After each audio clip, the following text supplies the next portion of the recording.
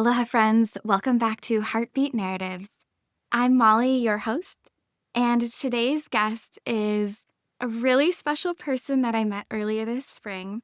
She's a fellow podcaster of La Vida Más Chévere de Childfree Latinas. I hope I pronounced that right. You did. You got it.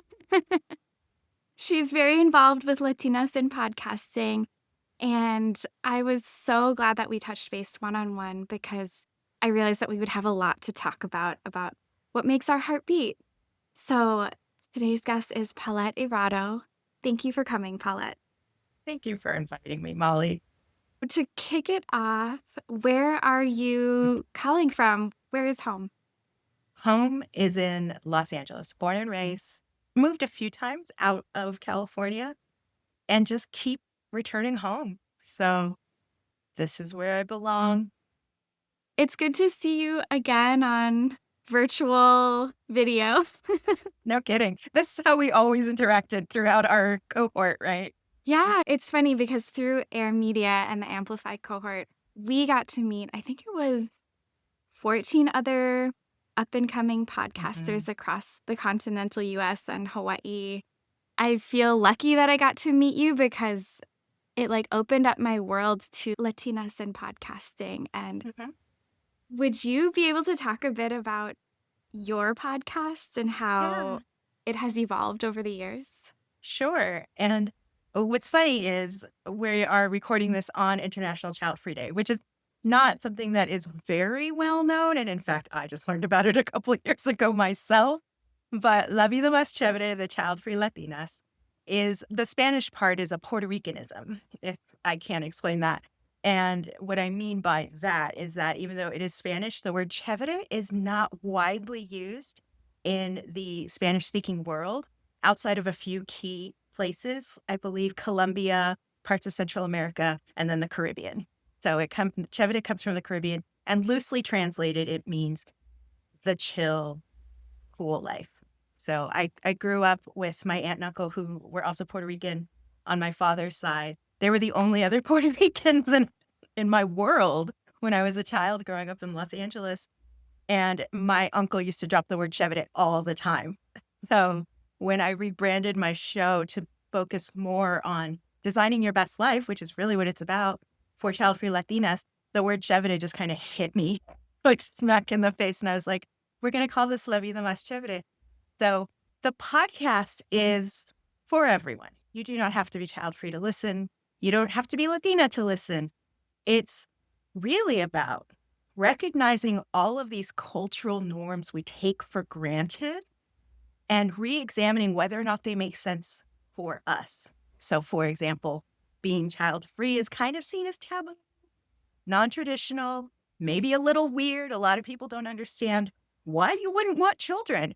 And I'm sitting here trying to tell you that maybe we should examine if everybody who's had children actively made that choice or just felt like they had to, keep up with the Joneses, the American dream, whatever. Something to think about. How did you start the podcast? What inspired that spark within you? Wow. So that's a longer story, but I will keep it nice and tight for your audience. It didn't originally start there. Where it started was, you mentioned my last name's Erato. Erato is a Greek muse. That was the name of a Greek muse. And I woke up one day when we were still kind of in that whole lockdown time of year or time of our lives and just felt like this desire, this calling to try to convince everyone that we are all creative, that you don't have to be an artist or a professional to tap into that part of yourself you probably haven't seen since childhood and lock into your creative spirit. So that's where the podcast started, as a way to help people rediscover their creative spark.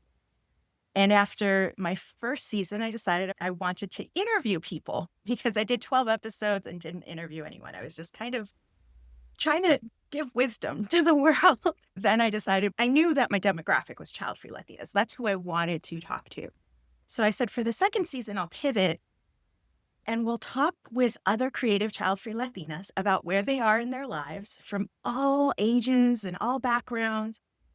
And just as an example for the rest of the world to see that you can choose a non-traditional route and still be successful, still be happy, and still thrive. So after those 12 episodes aired, I was at a podcasting conference a few months after, and I was trying to explain how the Maker Muse related to the stories of Childfree Latinas, and it didn't make any sense even to me. So you can imagine the people I'm talking to were utterly confused.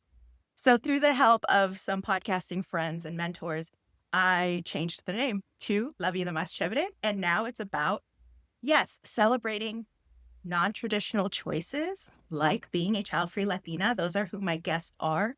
But it's also about making sure we vote in our best interests, making sure we still feel empowered to have a voice, making sure that we know we have nothing left to lose at this point. So that's what this year's episodes have been about. I feel like it's very much aligned with your purpose. All of your creative energy has been funneled into this platform where you're uplifting voices that may not otherwise be heard or recognized. And I admire that. And when I think about, that creative feminine energy and like where do we find that internal spark, what lights us up? I think that was really the root of Heartbeat Narratives, was what is it that each of us are doing to put our best selves out into the world, and what are those things that really support us in that practice? So for you, the question of the podcast is, what makes your heartbeat, Paulette? Like you mentioned, I really love uplifting voices that wouldn't otherwise be heard. That's the entire purpose of this podcast, to make us look at things differently and make us listen to people that otherwise we may not. So as part of that, I created Latinas in Podcasting, which you mentioned. And that is a community of women and allies who have also felt marginalized and unseen. And our whole community is about connection and collaboration, much like our program where we met, our Air Media program, the New Voices cohort. What really lights me up is helping people connect and collaborate. When I meet someone and they tell me what they do, I always try to think, who else do I know that I can connect them to? Or do you know such and such? And that's one of my favorite things to do. You can ask any of my members. If we've ever met, one of the first questions I ask them is, do you know XYZ? Or can I introduce you to XYZ? It's just because that's not only how one grows their own network. Obviously I benefit from that as well, but also how we spread our influence. I believe anything that lifts one of us up lifts all of us up. And that's all I want to see. I want my team to win. And if you're on my team, I want to support you in winning. So really, it's about helping people, removing the gatekeeping from podcasting specifically, but also, and this is the like signature talk I'm working on, just being nice to yourself, which is something that is very easy to say, but difficult to do. Because most of us hear something inside of our head, whether that's a voice or music or colors or, however people interpret the things they hear in their head. And usually that voice or that memory comes from when we were very young, but it stays in there and it becomes our guide through life. It becomes almost our moral compass. And if that voice or that memory is not kind, then we tend to shrink and we tend to be fearful. And the truth is, almost everyone has this. Like, you come out of the box with a negative bias as a human being. Like, that's just how you're built. But you can learn. It's just a skill, just like swimming, just like walking. These are just skills you picked up along the way. You can learn to be nice to yourself. And then that kindness can radiate out to others around you. And it's not about performing kindness. It's about literally tapping it. Again, we're tapping into that part of ourselves that we know is in there that wants to support. I call her the inner cheerleader, but quite honestly, you can call her whatever you want. Maybe your voice isn't even a woman. Maybe it isn't even human. The Navy SEALs train like this. When military people talk about mental toughness and mental grit, what do you think is going on inside that head? Do you think they have someone yelling at them, telling them, oh no, this is scary, we're going to die? No, they can't afford those kinds of thoughts. They don't have room in there, because if they give in to the fear and the not being able to move forward on a mission, that can be devastating for everyone involved, right?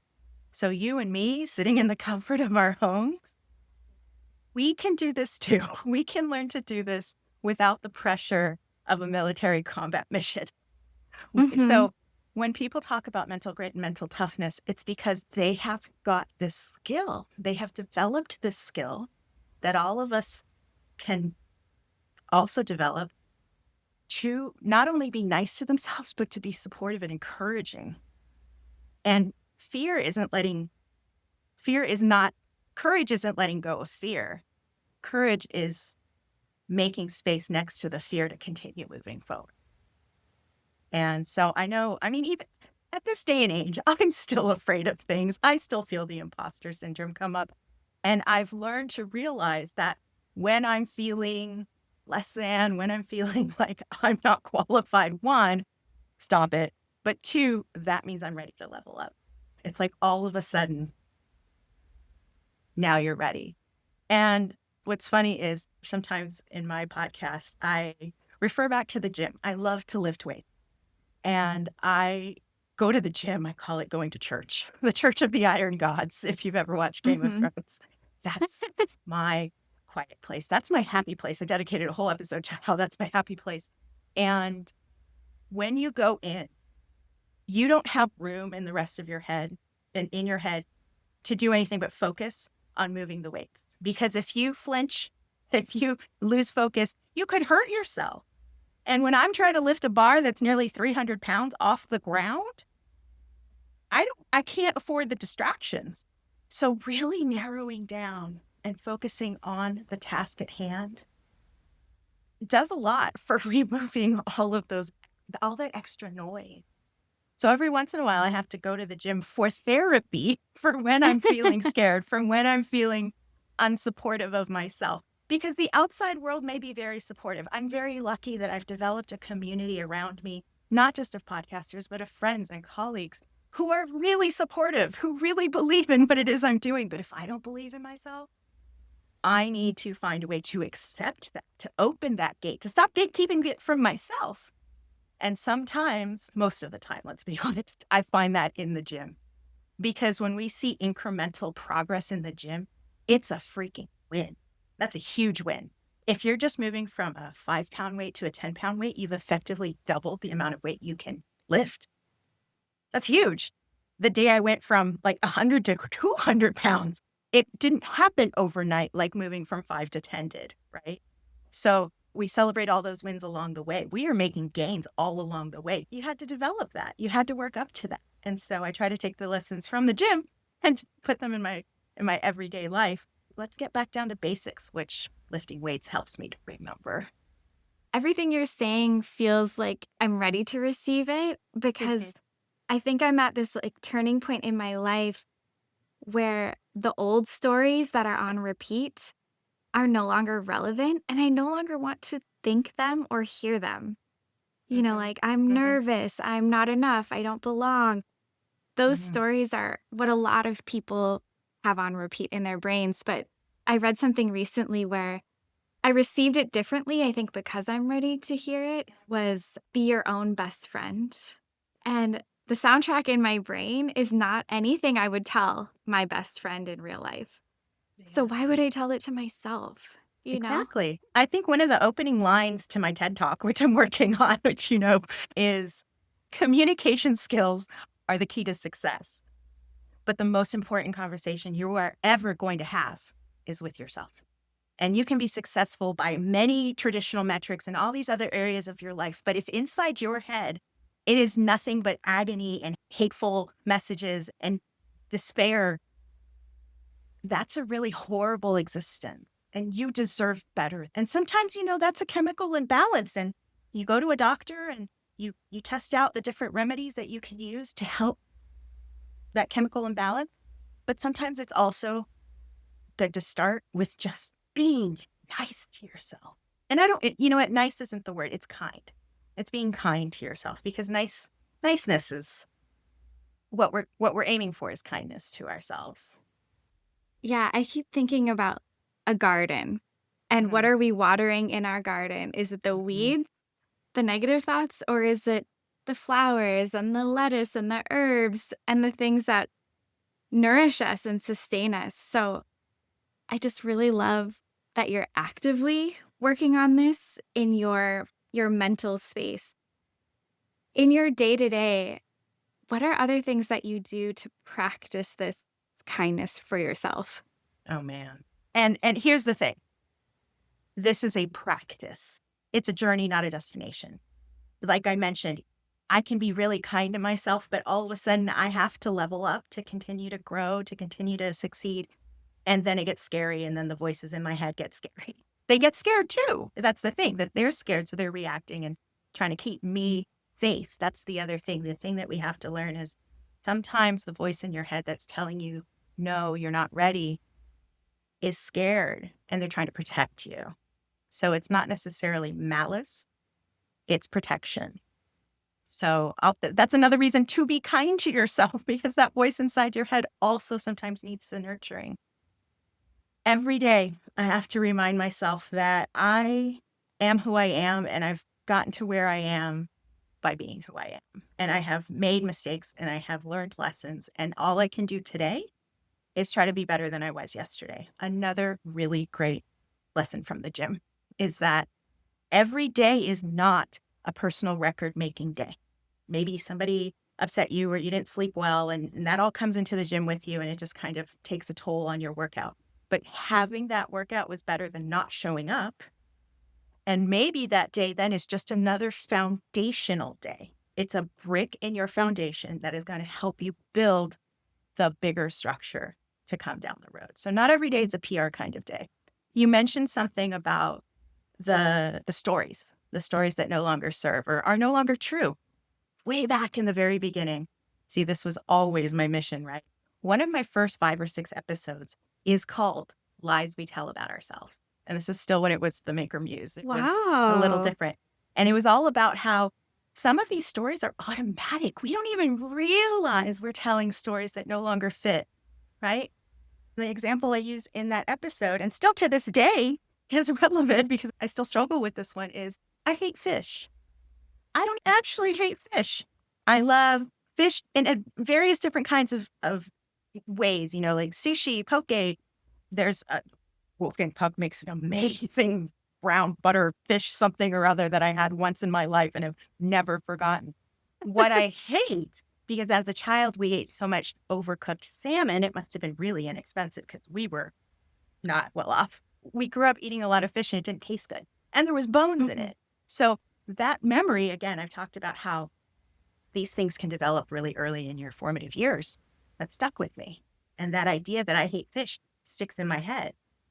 I don't love all fish, but I do like fish. So why do I keep telling myself this story? Why do I keep saying it out loud? Because every time I say it, it re-cements it. And I know it's not true. So again, it's a practice. I have to keep working that muscle, because the muscle that is hanging on to the story that I hate fish is very strong. It's a very powerful muscle. It could lift that 315-pound barbell.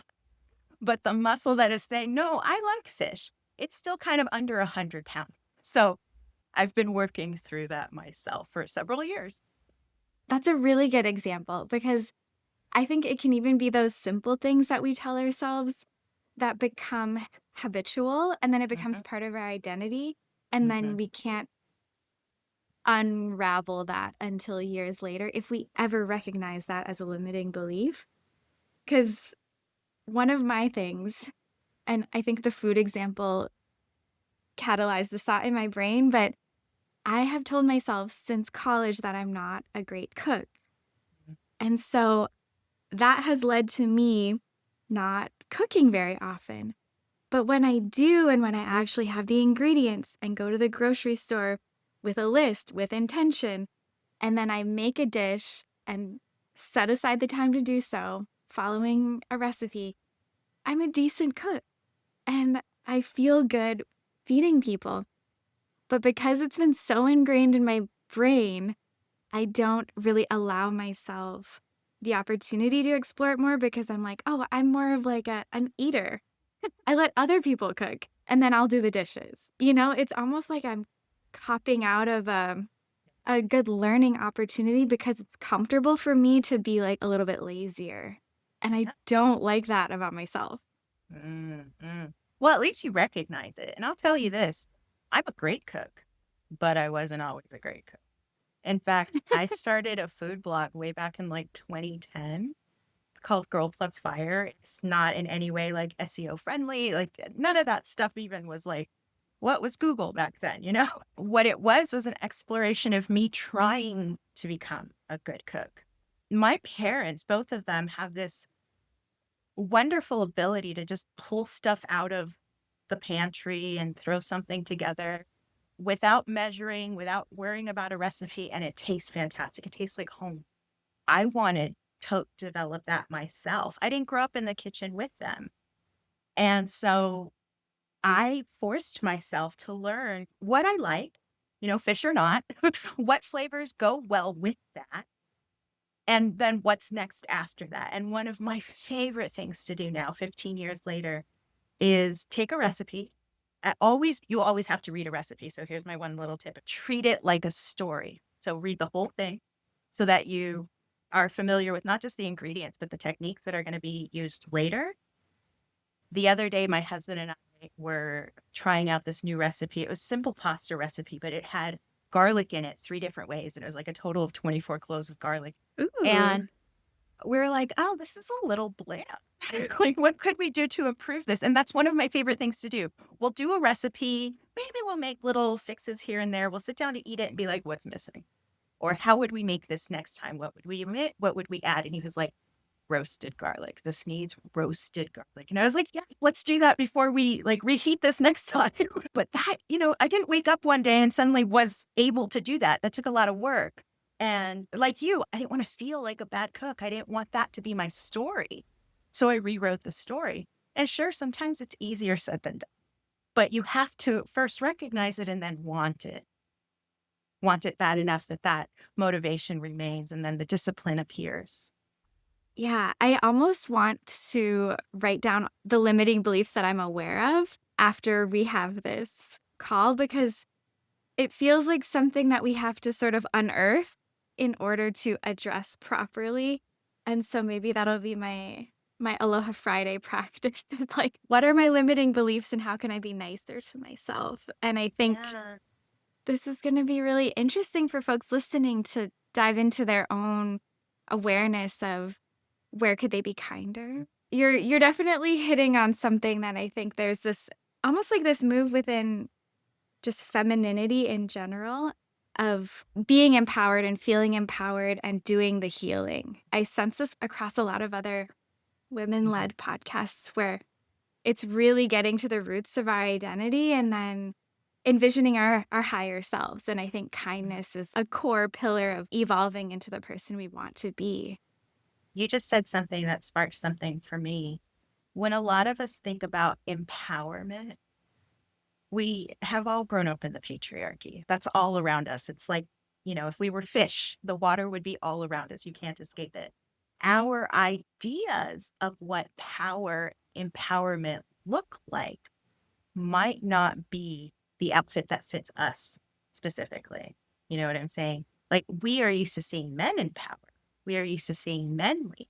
And you're talking about the femininity and female-led and women-led spaces. Our power does not have to look like, you do not have to model your blueprint of empowerment to that. There's soft power, but also you can choose to be empowered in a different way. You can choose for your power itself to feel soft, or it can feel hard, or it can feel indestructible. You get to choose. And you don't have to compare yourselves. That's another problem in our society. That's one of those toxic cultural norms I talk about, the comparisonitis with other people. Like, imagine if I, as a budding food blogger, had been watching the Food Network where professional chefs do professional restaurant level work. I have no desire to ever work in a restaurant. I just want to be able to feed myself so I don't die.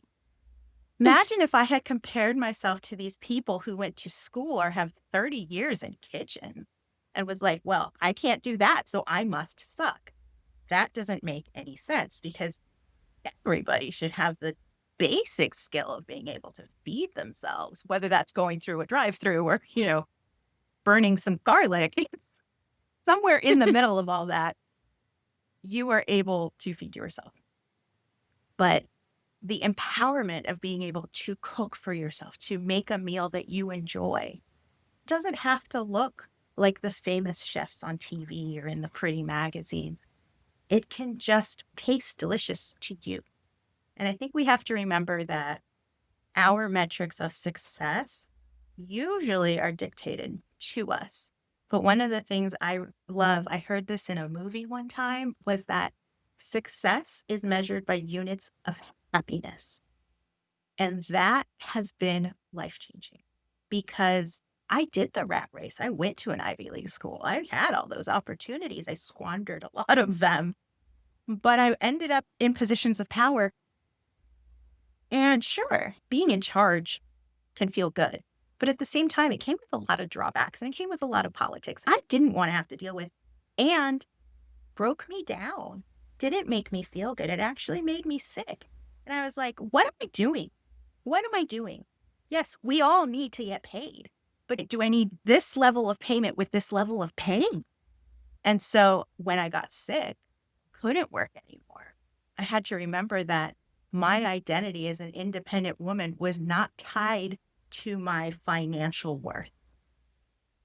And that was a hard, hard lesson to learn because I kept comparing myself to my peers or to people who were further ahead than me or people who had not burnt out their bodies and were continuing on as leaders in this field. And I was like, but do I really want them? Do I? And if I'm honest with myself, the answer is no. So why do I continue to use that as the metric of success? Because I'm not happy. People might look successful, but are they actually? When you dig down deep, are they happy? Yeah, I think this is a beautiful uncovering of what does happiness, contentment look like for the individual? Because in our first conversation, we had a similar story in a way where I had also experienced burnout in my late 20s, and I had to redefine what health looked like and what kind of work-life balance I needed in order to feel good in my body and have good mental health.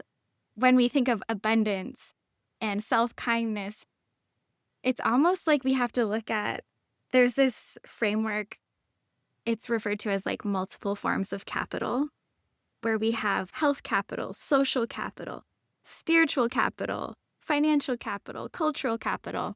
And then you could bring in the material things like infrastructure and things like that if you're looking at like cities and economies. But in our personal economy, what are those, sectors that we need to be healthy in order for us to be thriving?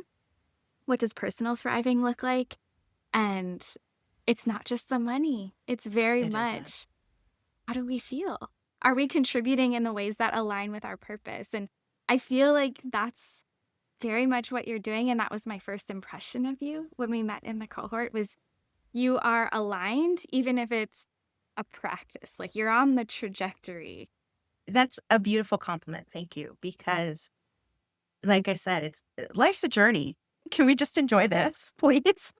And again, it's that practice. But thank you for putting me in that category for you, because that's really where I want to live. I do want to feel like I'm aligned with what it is that's important and I'm living that proof for other people. At the end of the day, that's the entire point of my podcast, that I am an example for you of other ways that one can be successful. And so are my guests. And that's what the topic of conversation is every time. I would love to hear what's on the horizon for you. What's coming next? Well, Latinas in Podcasting has an annual virtual summit, will be taking place at the end of October. And after that, I'm looking to create a TED Talk, which is at the same time exciting and horrifying. Because again, it's that leveling up. And what's funny is a friend of mine who is a public speaker, this is what she gets paid to do. I asked her, okay, so where do I start? She goes, do a TikTok. And I was like, wait, isn't that level like 18? Don't I have to work my way up to it? She's like, Paulette, it's the launching pad. Just go. And that reframe me thinking I had to work my way up there. But she's like, no, that's like step 0. Really helped put everything in perspective. That like I'm making a bigger deal out of this than it needs to be. So every time I go to apply for a TEDx event, I have to remind myself that I am qualified to do this. And this is not the end. This is part of the journey. This is the first step in the journey. So come on, girl, let's keep it moving. Yeah, I fully support you. I will watch, I will listen. I'll provide feedback if you need a sounding board. I remember the first time I listened to some of your episodes, you have this natural voice where it's like, oh yeah, of course she should be on the radio. Of course she's on air. Because when you listen to podcasts and it's sort of like you have to adjust to how a person sounds, you have this like natural, seamless ease with being in front of a mic, and you have your little pink microphone with you, which I love. Yeah, I love my pink mic. That is so sweet of you to say. Thank you so much, Molly, because I always wanted to be on the radio. That was actually part of the essay I submitted to Air Media. Was it really? I had no idea. Yes. Yes. When I was a teenager, I tried to get an internship at a radio station and I was not cool enough for them. So that's fine. But, life has a funny way of meandering back to those original goals. And here I am with a microphone anytime I want. And nobody is censoring me. Nobody can tell me no. Nobody can tell me what I can and can't say. And that's, wow, I did that. And it's funny when you sort of just let it unfold, it will come back to you. Exactly. Sometimes you have to let go. What's that saying? If you love something, let it go. If it was meant for you, it'll come back. Is there anything else that comes to mind after what we've shared today that you'd like to unload? I think the theme of your show being about what makes our heart beat is that I would love for everyone listening to re-examine whatever it is they're chasing and determine if they really want it or if they were told that that's what they should want. And if you can make a pivot that is better for you, taking away all of the, what are they going to say? Or how am I going to pay my bills? Taking away those worries. If you could choose a different life path, would you? And I also want everyone listening to know it's never too late to start something new. Yes, if you want to be a doctor, you're going to have to go to med school. But if you wanted to take up finger painting or underwater basket weaving or learning to cook and you're what you feel like is past your prime, honey, I didn't pick up a microphone until I was in my 40s. Anybody can start at any time. And I hope that everyone listening feels like the words "it's too late" never apply to them. Thank you. I'm going to take that out of my mental soundtrack. It's right on time. You are right on time. You are right on time. Thank you so much, Paulette. It's been so nice talking with you, and I'm looking forward to seeing your TED Talk and your journey unfold. Mahalo nui, everyone, for tuning in, and we'll catch you on the next episode. Aloha.